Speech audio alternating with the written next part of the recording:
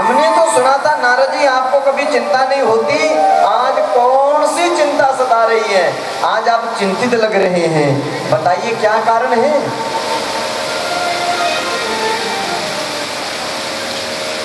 नारद जी ने कहा मुझे कभी चिंता नहीं सताती थी पर आज चिंता हो गई। बोले कैसे?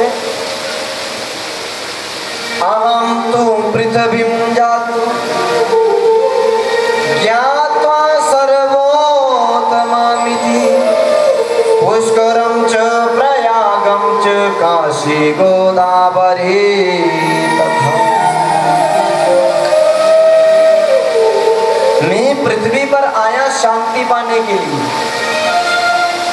आया था शांति पाने के लिए और उल्टा अशांत हो गया, उल्टा अशांत हो गया। मुझे इस पृथ्वी पर कहीं शांति नहीं मिली। बोले क्या हुआ? बोले मैं शांति पाने के लिए सब जगह गया, पुष्कर गया, प्रयाग गया, काशी गया, गोदावरी गया और मुझे सब जगह अशांति मिली। और जैसे ही मैं श्री धाम वृंदावन में गया तो और अशांत हो गया। क्या हुआ? मैंने देखा यमुना जी के किनारे एक नवयुवती अपनी गोद में दो बड़े बड़े वृद्धों को ले रखा है, वयोवृद्ध, और कभी कभी आंखें झपकते हैं।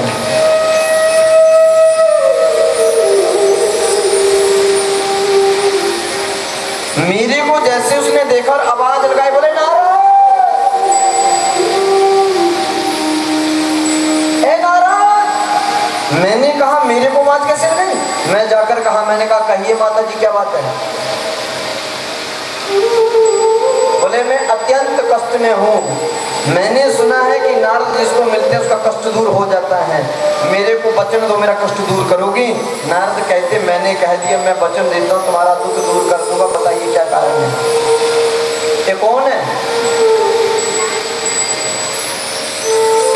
बोले ये दोनों मेरे बेटे हैं, एक का नाम ज्ञान है और दूसरे का नाम विराग है, और मैं इनकी माँ हूँ, मेरा नाम भक्ति है।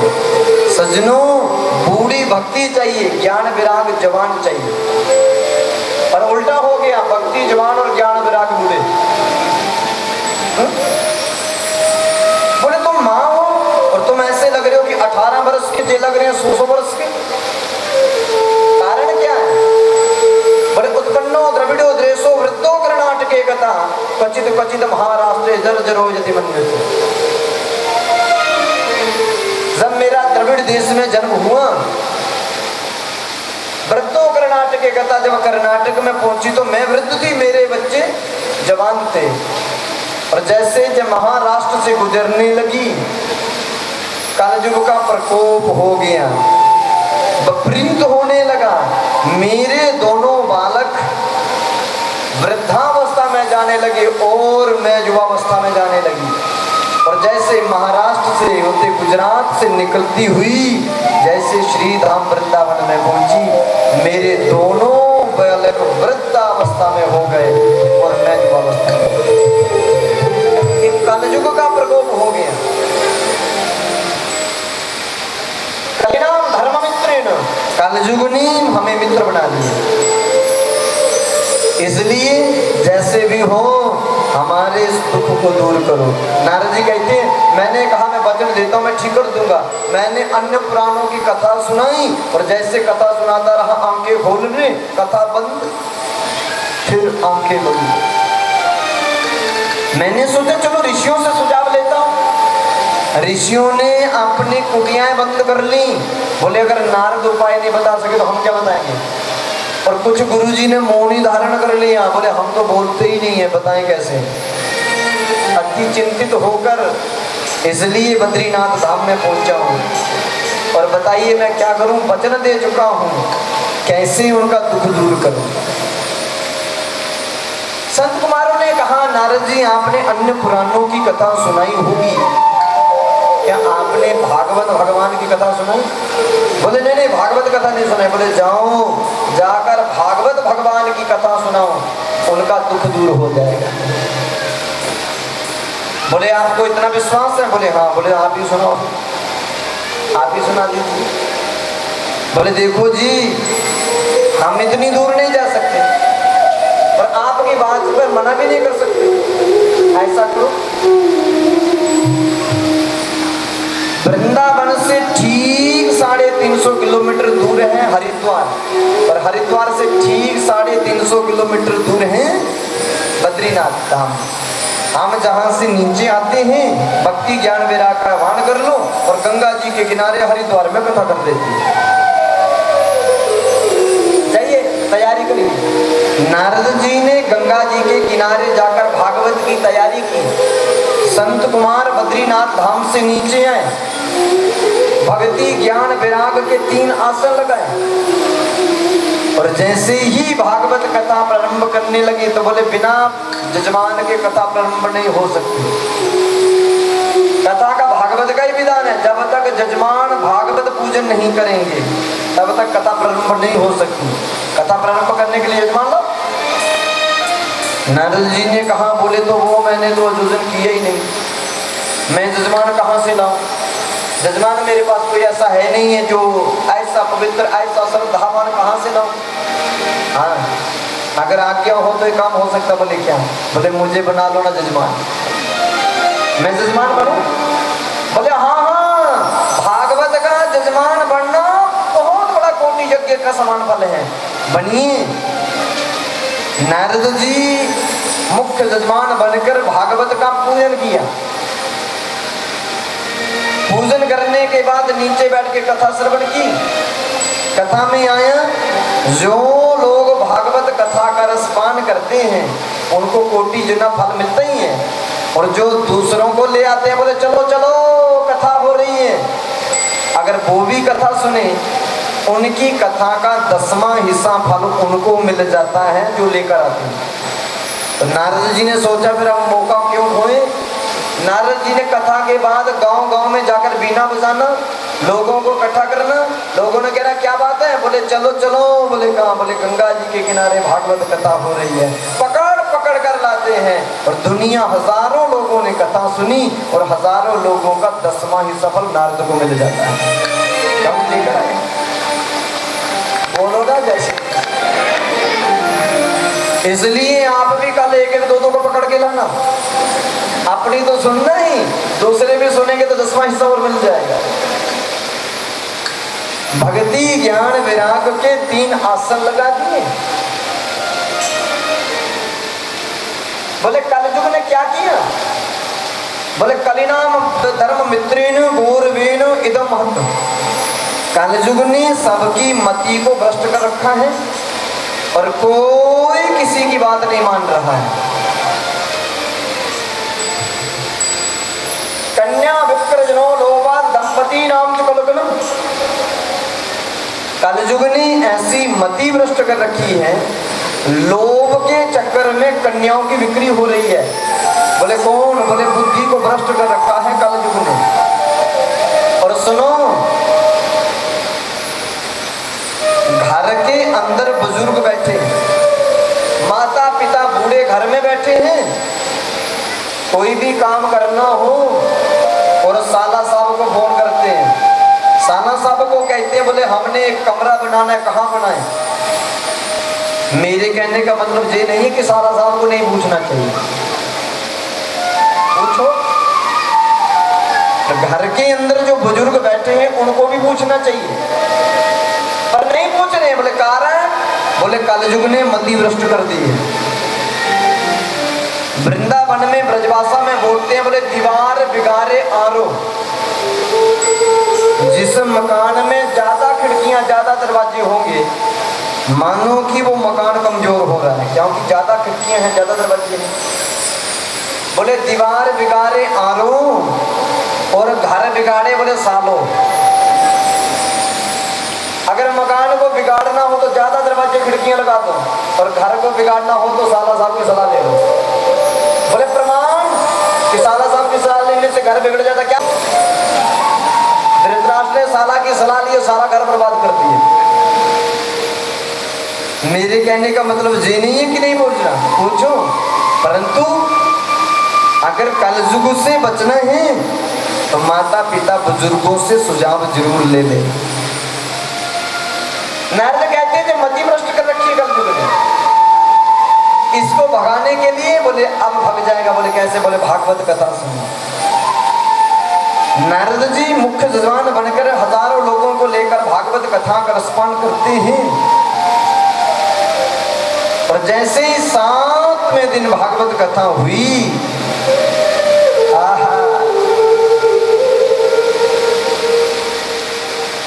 भगती देवी आकर प्रकट हो गई। भगती देवी प्रकट होकर भागवत कथा में नाचने लगी।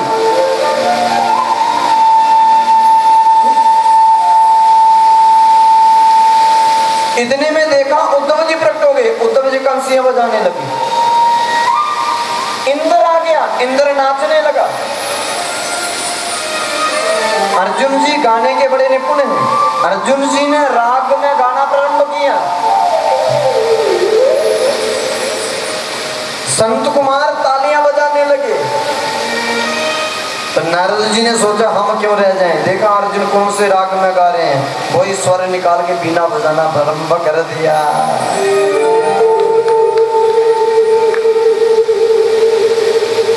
सज्जनों, ये जो गायन विद्या है ना, इसमें आनंद है। समझ आवेगा नहीं आवे, आनंद आता है। और जब आनंद आता है तब व्यक्ति गाता है और झूमता है।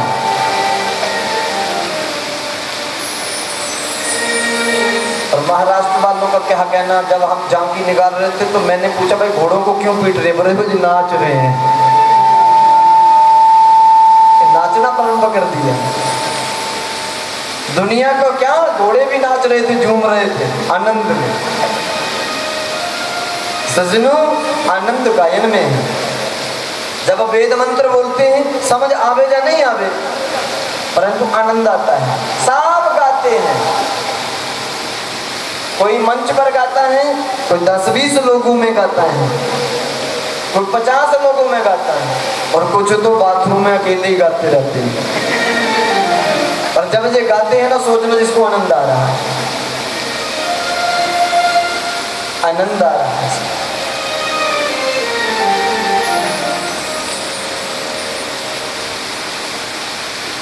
बोलो ना जय श्री कृष्ण। आदरणीय श्री सूत जी महाराज वर्णन करते हैं, भक्ति ज्ञान विराग का दुख दूर हो गया। भक्ति ने वृंदावन से ध्यान किया और कहा कि हे बांके बिहारी, मेरे इस दुख को दूर कर दो। भक्ति कैसे बोलती है?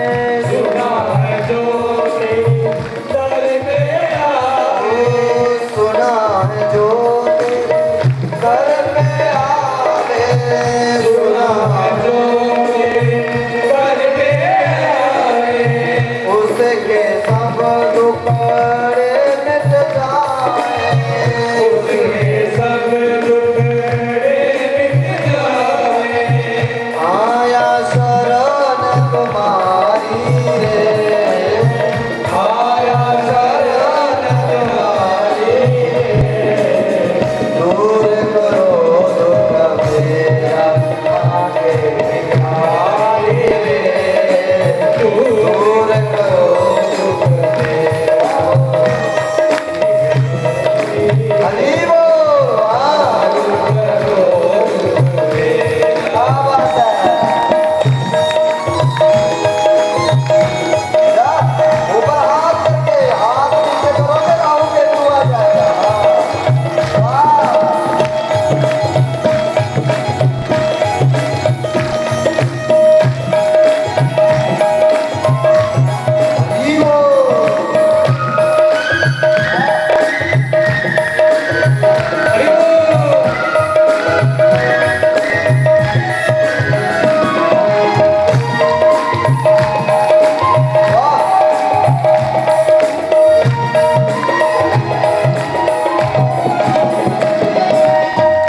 जन्म जन्म का मैं वो भटका, जन्म जन्म का मैं वो भटका, बेड़ा आए बाबर में अटका, बेड़ा आए बाबर में अटका, बेड़ा आए बाबर में अटका, बेड़ा पार करो बनवारी रे,